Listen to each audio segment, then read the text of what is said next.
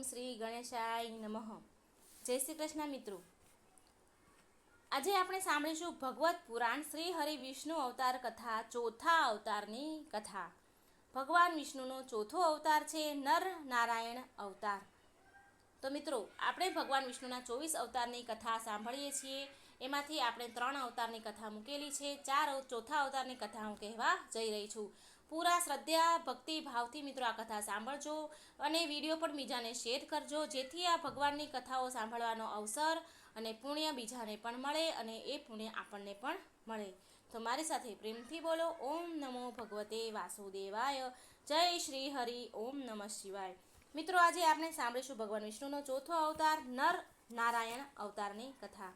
પૌરાણિક ગ્રંથો અનુસાર સૃષ્ટિના આરંભમાં ભગવાન વિષ્ણુએ ધર્મની સ્થાપના માટે 2 સ્વરૂપોમાં અવતાર લીધો હતો. નર અને નારાયણ આ 2 અવતાર છે. આ અવતારમાં પ્રભુએ તેમના મસ્તક ઉપર જટા ધારણ કરી હતી. તેમના હાથોમાં હંસ, ચરણોમાં ચક્ર અને વચસ્થળમાં સ્વાસ્તિકનું ચિહ્ન છે. ભગવાનનું સંપૂર્ણ વેશ તપસ્વી સમાન હતું. પૃથ્વી પર ધર્મના પ્રચારનો શ્રેય પણ આ નારાયણ ભગવાનને જ જાય છે. ધર્મશાસ્ત્ર અનુસાર આ બ્રહ્માજીના પુત્ર હતા. સ્વર્ગની સૌથી સુંદર અપ્સરા પણ નર નારાયણની જાંઘમાંથી ઉત્પન્ન થઈ હતી. આવા ભગવાન શ્રી હરિની મહાન પવિત્ર કથાને તમે બધા જ ભક્તગણો શ્રદ્ધા અને ભક્તિથી સાંભળજો અને ભગવાન પ્રત્યે ભક્તિભાવ જગાડી એક વધારે પુણ્ય જોડી દેજો. પૌરાણિક કથા અનુસાર જે પણ મનુષ્ય સ્વચ્છ શુદ્ધ મનથી અને ખુશ મનથી સાંભળે છે તો એના સેંકડો પુણ્ય વધી જાય છે. પ્રભુની કૃપા પ્રાપ્ત થાય છે. આપ સૌને કથા સાંભળનારને વિનંતી છે કે આપ લક્ષ્મી નારાયણ વિષ્ણુ અવતારની કૃપા સાંભળી રહ્યા છો. કથા સાંભળી રહ્યા છો તો નિત્ય પ્રતિ બધા જ કથાને સાંભળજો, કારણ કે વેદ પુરાણમાં કહેવામાં આવ્યું છે કે જે મનુષ્ય ભગવાનની ભક્તિમાં પરોવાઈને શ્રી હરિ વિષ્ણુ અવતારના ભગવાનની કથા સાંભળે છે, અન્ય કથાઓ સાંભળે છે, તો તેને અધૂરી ન છોડવી જોઈએ.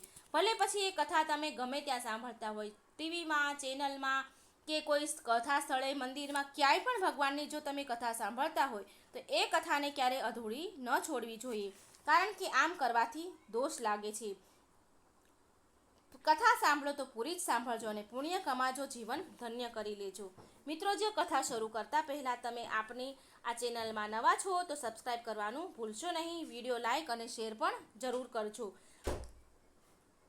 આ નાની એવી તમારી કોશિશ અમારા માટે બહુ મહત્વની છે. તો ચાલો શરૂ કરીએ કથા. ઓમ ગંગ ગંગ ગણપતયે નમઃ. ઓમ નમો ભગવતે વાસુદેવાય. એક દંભોધવ નામનો અસુર હતો. તેણે સૂર્યદેવની કઠોર તપસ્યા કરી, એટલે કે સૂર્યદેવને પ્રસન્ન કર્યા અને સૂર્યદેવ પ્રસન્ન થયા અને એ દંભોધવ અસુરને વરદાન માંગવાનું કહ્યું. તો તેણે અમૃતત્વનું વરદાન માંગ્યું. તો સૂર્યદેવ બોલ્યા કે આ તો અસંભવ છે, તું કોઈ બીજું વરદાન માંગી લે.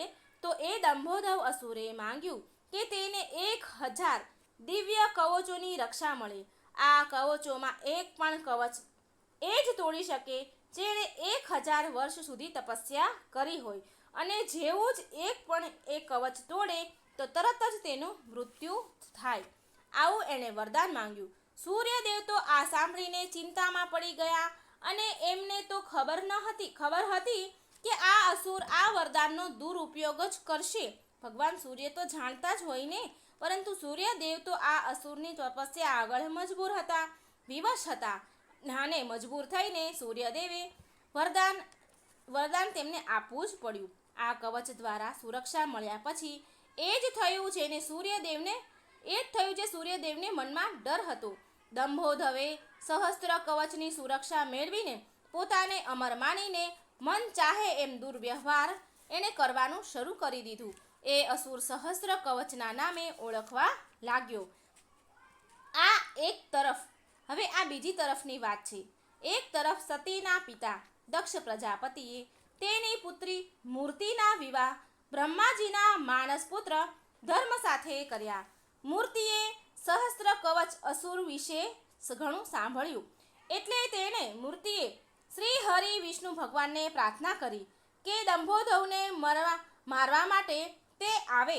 તો ભગવાન વિષ્ણુએ મૂર્તિને આશ્વાસન આપ્યું કે એ એવું જ કરશે. પ્રસૂતિ દ્વારા દક્ષ પ્રજાપતિએ 16 કન્યાઓ ઉત્પન્ન કરી હતી. 16 કન્યાને જન્મ આપ્યો હતો. આ કન્યામાંથી 13 કન્યા રાજા દક્ષે 13 કન્યાના લગ્ન ધર્મ સાથે કર્યા અને 1 કન્યા અગ્નિદેવને આપી, 1 કન્યા પિતૃગણને આપી અને 1 કન્યા ભગવાન શિવને આપી. જે કન્યાના વિવાહ ધર્મ સાથે થયા હતા તેના નામ આ પ્રમાણે છે: શ્રદ્ધા, મેની, દયા, તૃષ્ટિ, પુષ્ટિ, શક્તિ, પ્રિયા, લજ્જા, ઉન્નતિ, બુદ્ધિ, મેઘા, ઇચ્છિતા અને મૂર્તિ. ધર્મની આ બધી જ પત્નીઓ પુત્રવતી થઈ. બધી જ કન્યાએ એક એક પુત્ર રત્નને ઉત્પન્ન કર્યો. જેમ કે શ્રદ્ધાએ શુભને જન્મ આપ્યો, મેનીએ પ્રસાદને જન્મ આપ્યો, દયાએ અભયને જન્મ આપ્યો, શાંતિએ સુખને જન્મ આપ્યો, તૃષ્ટિએ મદને જન્મ આપ્યો, પુષ્ટિએ અહંકારને જન્મ આપ્યો, પ્રિયાએ યોગને જન્મ આપ્યો, ઉન્નતિએ દર્પને જન્મ આપ્યો, બુદ્ધિએ અર્થને જન્મ આપ્યો, મેધાએ સ્મૃતિને જન્મ આપ્યો, ઇચ્છિતાએ મેચ્છને જન્મ આપ્યો અને લજ્જાએ પ્રશ્નને જન્મ આપ્યો. અને સૌથી નાની મૂર્તિ જે હતી એને ભગવાન નર અને નારાયણ આ 2 પુત્રને જન્મ આપ્યો. કેમ કે મૂર્તિમાંથી ભગવાનની ઉત્પત્તિ થઈ શકે છે કે એ મૂર્તિ ધર્મની પત્ની હતી. ભગવાન વિષ્ણુએ જે મૂર્તિને વચન આપ્યું હતું એ પૂરું કર્યું. ભગવાન શ્રી હરિએ નર અને નારાયણના રૂપમાં મૂર્તિના ગર્ભમાંથી જન્મ લીધો.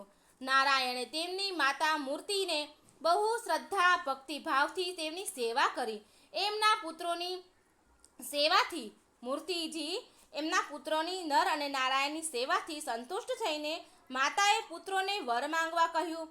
તો પુત્રોએ કહ્યું કે જો તમે મારા ઉપર પ્રસન્ન છો માતા, તો અમને વરદાન આપો કે અમારી રુચિ અમારું મન સદાય તપમાં રહે અને ઘર બાર છોડીને અમે તપમાં જ નિરંતર રહીએ. હવે માતાને આવું કેમ ગમે, આવું સારું કેમ લાગે કે મારા પ્રાણ કરતાં પ્રિય પુત્ર, મારા વાલા પુત્ર ઘર બાર છોડીને સદા માટે વનવાસી બની જાય. પણ એ વચન આપી ચૂક્યા હતા, વચનબદ્ધ હતા. માટે તેમણે તેમના આંખોના તારા આજ્ઞાકારી પુત્ર નર અને નારાયણને તપ માટે આજ્ઞા આપી દીધી. બંને ભાઈ નર અને નારાયણ બદ્રિકાનાથ જઈ તપસ્યામાં બેસી ગયા. જ્યારે નર અને નારાયણ બદ્રીધામમાં તપસ્યા કરવા લાગ્યા ત્યારે નર અને નારાયણની તપસ્યાને જોઈને દેવરાજ ઇન્દ્રએ વિચાર્યું કે આ નર અને નારાયણ તપ કરીને મારું સિંહાસન લઈ લેશે, એ સિંહાસન લેવા માંગે છે. આમ વિચારીને ઇન્દ્રદેવે તેની તપસ્યા નર અને નારાયણની તપસ્યા ભંગ કરવા માટે કામદેવ, અપ્સરાઓ તથા વસંતને મોકલ્યા. તેમણે જઈને એ નર નારાયણને એની તપસ્યા ભંગ કરવા માટે ગયા.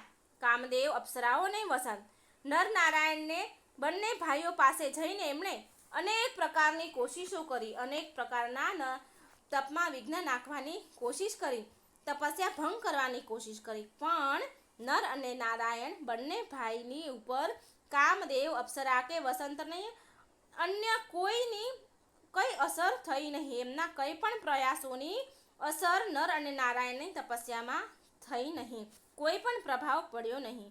કામદેવ, વસંત તથા અપ્સરાએ શ્રાપના ડરના કારણે તે થર ધ્રુજવા લાગ્યા. એમની આ દશા જોઈ ભગવાન નર અને નારાયણે કહ્યું કે તમે ડરશો નહીં, અમે પ્રેમથી ખુશ થઈને તમારું સ્વાગત કરીએ છીએ. ભગવાન નારાયણની વાત સાંભળીને કામદેવ તેના સાથીઓ સાથે શરમાઈ ગયા. એમને શરમ આવી, એના કરતૂત પર એમને શરમ આવી, લજ્જા આવી. પછી તેમણે તેની સ્તુતિ કરી. નર નારાયણની ઇન્દ્રદેવે સ્તુતિ કરી અને સ્તુતિ કરતા કહ્યું કે આપ નિર્વિકાર પરમ તત્વ છો, મોટા મોટા જ્ઞાની પુરુષ. તમારા ચરણ કમળને સેવાના પ્રભાવથી કામ પર વિજય મેળવે છે. અમારા ઉપર તમે તમારી કૃપા દ્રષ્ટિ સદાય રાખજો પ્રભુ. હે પ્રભુ, તમારી કૃપા અમારા ઉપર રાખજો. અમારે તમને આજ પ્રાર્થના છે કે તમે દેવાધિદેવ વિષ્ણુ છો. કામદેવની સ્તુતિ સાંભળીને ભગવાન નર અને નારાયણ બંને ભાઈ પ્રસન્ન થયા. તેમણે યોગ માયા દ્વારા એક અદ્ભુત લીલા દેખાડી. તેમણે બધાએ કામદેવે વસંત એને બધાએ જોયું, અપ્સરાઓએ જોયું કે સુંદર સુંદર સ્ત્રીઓ નર અને નારાયણની સેવા કરી રહી છે. નર નારાયણે કહ્યું કે કામદેવ, તમે આમાંથી કોઈ પણ એક સ્ત્રીને સ્વર્ગ લઈ જઈ શકો છો. ભગવાન નર અને નારાયણે તેમની જાંઘમાંથી એક અત્યંત રૂપવતી, અત્યંત સુંદર ઉર્વશી નામની અપ્સરાને પ્રગટ કરી. આ અપ્સરા સ્વર્ગ માટે આભૂષણ સમાન હશે. આમાંથી એકને પસંદ કરી દેવરાજ ઇન્દ્રને અમારી તરફથી ઉપહાર આપજો. આવું નર નારાયણે કહ્યું અને કહ્યું કે ઇન્દ્રદેવને પૂછજો કે શું આનાથી સુંદર તેની પાસે કોઈ અપ્સરા છે? આનાથી સારું નૃત્ય કરનારી, આના જેટલી કલાઓમાં નિપુણ કોઈ અપ્સરા છે? આવું તમે પૂછજો. આ સાંભળીને કામદેવે બધી જ અપ્સરાઓમાંથી તેમાંથી સર્વશ્રેષ્ઠ અપ્સરા ઉર્વશીને પસંદ કરી એ લઈને સ્વર્ગ ચાલ્યા ગયા. કામદેવ સ્વર્ગમાં દેવ સભામાં જઈને નર અને નારાયણના અતુલ્ય મહિમા બધાને સંભળાવે છે. આ સાંભળીને દેવરાજ ઇન્દ્ર આશ્ચર્યચકિત થઈ ગયા અને ડરી ગયા. ઇન્દ્રદેવને પણ તેમની દુર્ભાવના, દુર્વ્યવહાર પ્રત્યે કરતૂત વિશે એમને પછતાવો થયો. મહાભારત અનુસાર કેદારનાથ અને બદ્રીનાથમાં આ બે ભાઈઓ નર અને નારાયણે ઘોર તપસ્યા કરી હતી. માટે આ સ્થાન મૂળત્વ આ બે ઋષિઓ નર અને નારાયણનું સ્થાન છે. આ બંને ભાઈ નર અને નારાયણે કેદારનાથમાં શિવલિંગ અને બદ્રીનાથમાં વિષ્ણુ ભગવાનના વિગ્રહની સ્થાપના કરી હતી. શિવ પુરાણની કથા અનુસાર નર અને નારાયણની પૂજાના આગ્રહ અનુસાર ભગવાન શિવ સ્વયં પાર્થિવ લિંગમાં આવે છે. આવી રીતે પાર્થિવ લિંગની પૂજાનો સમય વીતતો જાય છે. તો એક દિવસ ભગવાન શિવ પ્રસન્ન થયા અને નર અને નારાયણ સામે પ્રગટ થઈને બોલ્યા કે હું તમારી સાધનાથી બહુ ખુશ છું, પ્રસન્ન છું, માટે વર માંગો. એટલે નર અને નારાયણ કહે છે કે હે પ્રભુ, જો તમે અમારા પર પ્રસન્ન છો તો લોક કલ્યાણ માટે કંઈક કરો. તો ભગવાન શિવ બોલ્યા, કહો મને કે હું શું કરું, તમે શું કહેવા માંગો છો? એટલે નર અને નારાયણ બોલ્યા કે જે પાર્થિવ લિંગમાં અમે તમારી પૂજા કરીએ છીએ, જે પાર્થિવ લિંગની તમે સ્વયં એ લિંગમાં નિવાસ કરો, જેથી તમારા દર્શન માત્રથી લોકોના કષ્ટ દૂર થાય. નર નારાયણના આવા વચન સાંભળી વચન અનુરોધથી ભગવાન શિવ વધારે પ્રસન્ન થયા અને કેદારનાથના આ તીર્થમાં જ્યોતિર્લિંગમાં કેદારેશ્વર જ્યોતિર્લિંગના રૂપમાં નિવાસ કરે છે. આવી રીતે કેદારેશ્વર જ્યોતિર્લિંગની ઉત્પત્તિ થઈ. મહાભારતની કથા અનુસાર પાપમાંથી મુક્ત થયા પછી કેદારેશ્વરમાં સ્થિત જ્યોતિર્લિંગની આસપાસ મંદિરનું નિર્માણ પાંડવોએ તેમના હાથે કર્યું હતું. આના પછી બીજી વાર નિર્માણ કર્યું. ત્યાર પછી રાજા ભોજે અહીં ભવ્ય મંદિરનું નિર્માણ કર્યું. પ્રિય ભક્તો, હવે વારો હતો દંભોદરના વધનો. માતા મૂર્તિની પ્રાર્થના સ્વીકાર કરતા ભગવાન વિષ્ણુ નર અને નારાયણ રૂપમાં આવ્યા. તે બંને જુડવા ભાઈ બે શરીર હોવા છતાં પણ એક હતા, એક આત્મા હતી. બે શરીરમાં એક આત્મા. ભગવાન વિષ્ણુએ એક સાથે બે શરીરમાં નર અને નારાયણના રૂપમાં અવતાર લીધો હતો. તો એકવાર દંભોદવ આ વનમાં ચડી આવ્યો જ્યાં ભગવાન નર અને નારાયણ તપસ્યા કરી રહ્યા હતા. ત્યારે ત્યાં તેણે એક દિવ્ય તેજસ્વી મનુષ્યને તેની તરફ આવતા જુએ છે અને ડરનો મારે ભય ઉત્પન્ન થયો. એને ડરનો અનુભવ થયો. એ દિવ્ય તેજસ્વી વ્યક્તિએ કહ્યું કે હું નર છું અને તારી સાથે યુદ્ધ કરવા આવ્યો છું. હવે તો શું થાય? ડરતો હતો એ દંભોદવને, છતાં પણ અસુર દંભોદવ હસીને કહે છે, અરે તું મારા વિશે શું જાણે છે? મારું કવચ માત્ર એ જ તોડી શકે છે જેણે હજારો વર્ષો સુધી તપ કર્યું હોય. નર હસીને કહે છે કે હું અને મારો ભાઈ નારાયણ એક જ છીએ. એ મારા બદલે તપ કરી રહ્યા છે અને હું એના બદલે યુદ્ધ કરું છું. યુદ્ધ શરૂ થયું અને સહસ્ત્ર કવચ અસુર આશ્ચર્ય પામ્યું કે હકીકતમાં નારાયણના તપથી નરની શક્તિ વધતી જાય છે. જેવો જ 1000 વર્ષનો સમય પૂરો થયો, નરે સહસ્ત્ર કવચનો એક કવચ તોડી નાખ્યું. પણ સૂર્યનારાયણના વરદાન અનુસાર જેવું જ નરે કવચ તોડ્યું, તે નર મૃત્યુ પામ્યા. સહસ્ત્ર કવચે અસુરે ને વિચાર્યું કે ભલે ને એક કવચ ગયું તો શું થયું, આ તો નર તો મરી ગયો. પણ ફરી આ શું જુએ છે એ અસુર જુએ છે કે નર દોડીને આવી રહ્યા છે અને દંભોદવ આશ્ચર્ય પામી ગયો કે હમણાં તો મારી સામે નરનું મૃત્યુ થયું અને પાછો જીવ તો કેવી રીતે થઈ ગયો અને મારી તરફ ફરી કેમ પહોંચી આવે છે, કેમ દોડી આવ્યો છે? પણ ફરી એણે જોયું કે નરનું તો શરીર મૃત પડેલું છે અને જે તેની સામે દોડી આવે છે એ બિલકુલ નર જેવો જ હુબહુ એના જેવો જ હતો, પણ તે નારાયણ હતા અને તે દંભોદવ તરફ નહીં પણ તેના ભાઈ પાસે દોડીને આવી રહ્યા હતા. દંભોદવે અટ્ટહાસ એટલે કે મજાક કરતા કહ્યું કે નારાયણને કહ્યું કે તારા ભાઈને સમજાવવાનો હતો, એણે એના પ્રાણ વ્યર્થ જ ખોઈ દીધા. નારાયણ શાંતિથી હસ્યા અને નારાયણ નર પાસે બેસીને મંત્ર બોલ્યા અને ચમત્કાર થયો અને નર ઊભા થયા. ત્યારે દંભોદવના સમજમાં આવ્યું કે 1000 વર્ષ સુધી શિવજીની તપસ્યા કરવાથી નારાયણને મૃત્યુંજય મંત્રની સિદ્ધિ પ્રાપ્ત થઈ છે, જેનાથી એ એના ભાઈને ફરી જીવતો કરી શકે છે. હવે આ વખતે નારાયણે દંભોદવને લલકાર્યો અને નર તપસ્યા કરવા બેસી ગયા. નરે 1000 વર્ષ સુધી તપસ્યા કરી અને નારાયણ યુદ્ધમાં લાગી ગયા. 1000 વર્ષ યુદ્ધ અને તપસ્યા પછી ફરી એક કવચ તૂટ્યું અને નારાયણનું મૃત્યુ થયું. નારાયણે એક કવચ દંભોદવનું તોડ્યું એટલે સૂર્યનારાયણના વરદાન અનુસાર નારાયણનું પણ મૃત્યુ થયું અને નરે આવીને ફરી નારાયણને જીવતા કર્યા અને આ ચક્ર આમ ફરી ચાલતું જ રહ્યું. આમ દંભોદવના 999 વાર યુદ્ધ થયું. એક ભાઈ યુદ્ધ કરે તો બીજો તપસ્યા કરે, બધી જ વખતે એકનું મૃત્યુ થાય તો બીજો ભાઈ એને જીવતો કરે, મંત્ર દ્વારા જીવતા કરે. હવે આમ 999 કવચ દંભોદવના તૂટી ગયા. એ સહસ્ત્ર કવચ અસુર સમજી ગયો કે હવે મારું મૃત્યુ નિશ્ચિત છે, મારું મૃત્યુ આવી ગયું છે. ત્યારે એ યુદ્ધને છોડીને અસુર સૂર્યલોકમાં ભાગી ગયો, ભગવાન સૂર્યનારાયણના શરણે ગયો. નર અને નારાયણ એનો પીછો કરતા કરતા ત્યાં આવ્યા અને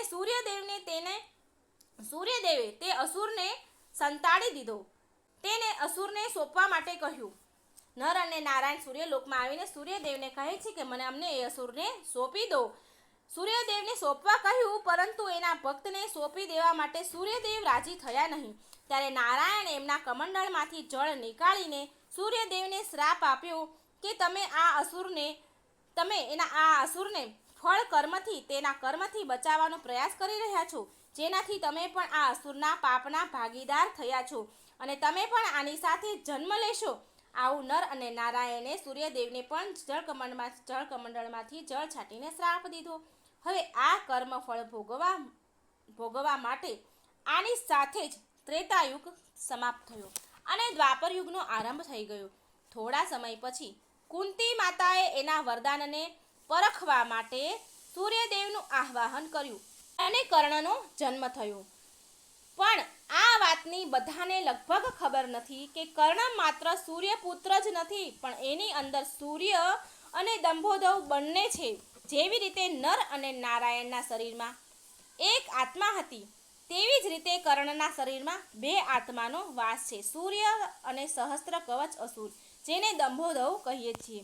બીજી બાજુ નર અને નારાયણ અર્જુન અને કૃષ્ણના રૂપમાં આવ્યા. કર્ણની અંદર જે સૂર્યનું અંશ હતું એ જ તેને તેજસ્વી વીર બનાવે છે. જો કે એની અંદર અસુર દંભોદવ પણ હોવાથી એના કર્મ ફળ તેને અનેક અન્યાય અને અપમાન એનાથી એને મળે છે અને તેને દ્રૌપદીનું અપમાન અને આવા અનેક અપમાન કર્મ કરવા માટે પ્રેરિત કરે છે. જો અર્જુન કર્ણનું કવચ તોડી નાખે તો તરત જ એનું મૃત્યુ થઈ જાત. માટે કર્ણ પાસેથી ઇન્દ્રદેવે કવચ પહેલાં જ માંગીને લઈ ગયા. તો પ્રિય દર્શકો, આવી રીતે નર અને નારાયણ લોક કલ્યાણ માટે, ધર્મની સ્થાપના માટે અને બધા જ મનુષ્યના ભક્તિભાવ જગાવ્યા, ધર્મનો પ્રચાર કર્યો. પ્રિય ભક્ત મિત્રો, આ ઉદ્દેશ હતો નરનારાયણ ભગવાનના જન્મનો, લોકોની અંદર ભક્તિભાવ જગાવવાનો. પ્રેમથી બોલો ભગવાન વિષ્ણુની જય. ઓમ નમો ભગવતે વાસુદેવાય. ઓમ નમઃ શિવાય.